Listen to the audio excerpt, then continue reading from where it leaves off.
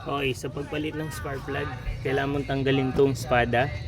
Kung may panghugot ka, pwede. Ako, tinatanggal ko yung espada at tong footboard.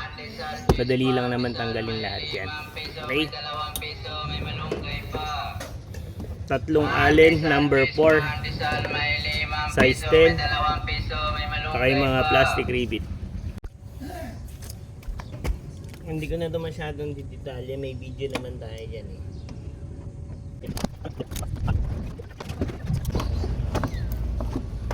Ayan. Okay, yun. Tanggal na. Yun lang siya. So ito ay hinihugot lang.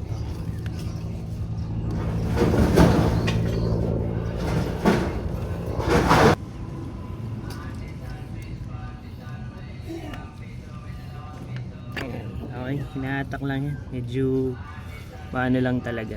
Okay, ayan. So ito ay parehas na ng mga 2024 model, 2025. Diretso na yung sa kanilang spark plug cap. Spark plug cap. Diretso na. Ayan. So size 16. Ito size 16, tapos mahaba. Ayan.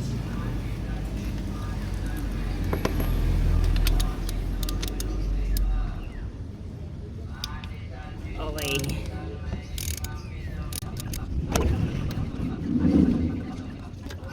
Okay, ito na yung spark plug natin. Ayan. So, pakita natin yung bago. So, ito na yung bago. Ayan. Yung luma. Okay. Ayan. Parehas lang yan. CPR80 A9. Ganun din, no? Ayan. Okay, NGK, diba? Gawang NGK. Ayan. Parehas lang sila. Yan, nakita nyo na may diferensya nung luma at yung bago. Yan, okay. Ito. Medyo malayo na rin yung gap. Pero kung nagtitipid ka, medyo i-bend mo lang konti yan. Pwede yan, tapos linisin mo lang. Sa akin, papalitan ko na. Presyo pala nito ay 190 sa Yamaha. Pero sa NGK ay 120 lang siya. Okay? Basta parehas lang ng code. At NGK pareho. CPR8E EA9. Ayan. So, ganun lang din. Simple lang. Lagay nyo lang. Babalik nyo lang. Na-thread mo ng konti.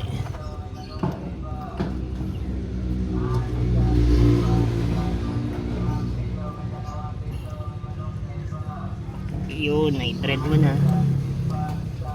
Ito naman, untight lang para iwas lost thread. Hanggang sa hindi na kaya ng kamay mo. Ayan, pag sagad na, hindi na kaya, gamitin mo na ng tools. Pero, hindi sobrang higpit. Ayan.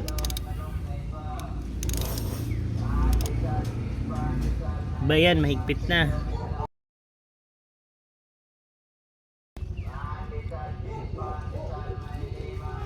Quarter turn lang pala, sorry. Quarter turn lang. Tapos yun. Balik mo na. Tutusok mo lang uli yan.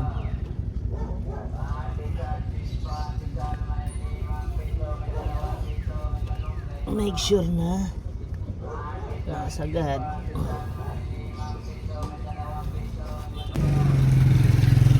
Sagad.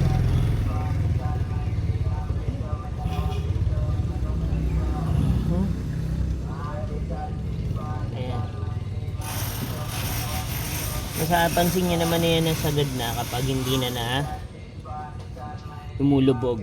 Ayan. Tsaka mahirap na uling hugutin. Okay. Ayan. So yan. Tapos, testing natin. Tingnan natin kung gaano kaganda yung click niyan. So, diba? Mas makakatipid ka na, maganda na yung sunog nung gasolina. Kasi sinasabayan ng malinis na pasok ng hangin. Pinalinis na natin.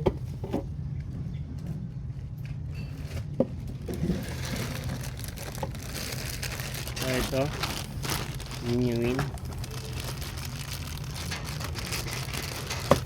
Yung washable kasi mas malalaki yung butas nun.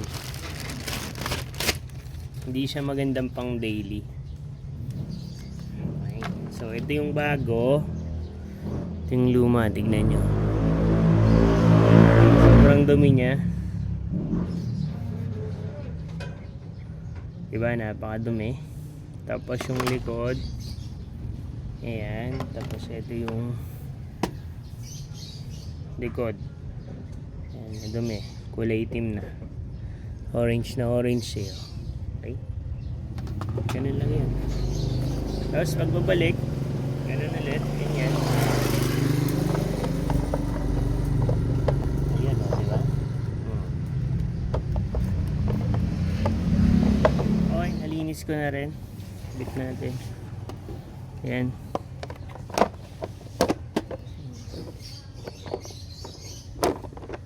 Okay. Ayan. Kayang-kaya niya to. Hindi niyo na kailangan bumayad ng mekaniko dito. Yun. Diba? Tapos kabit nyo lang uli yung siyam na tornilyo. Ayan. Okay, tapos na. Then, spark plug naman.